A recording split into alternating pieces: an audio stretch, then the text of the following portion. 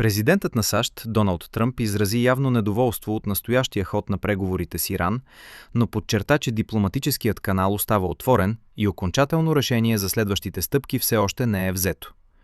Пред журналисти преди да отпътува от Белия дом за Тексас, американският лидер заяви, че Техеран все още не е склонен да направи необходимите отстъпки. „Не съм доволен от факта, че не искат да ни дадат това, от което се нуждаем“, коментира Тръмп.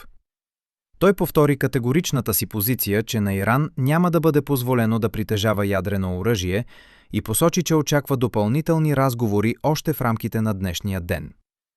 Въпреки разочарованието си от начина, по който иранската страна води диалога, президентът отбеляза, че все още предпочита дипломатическото решение.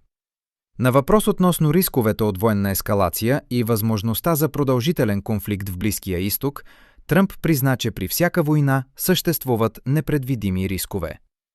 Изявлението му идва в момент на изключително засилено американско военно присъствие в региона, включително разполагането на 2 самолетоносачни групи като средство за натиск.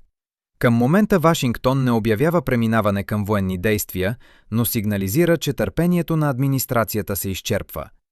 Според източници на CNN, цитирани в международния обмен, Белият дом продължава да настоява за пълно преустановяване на иранската ядрена програма, докато дипломатите търсят последен шанс за споразумение преди изтичането на поставените срокове.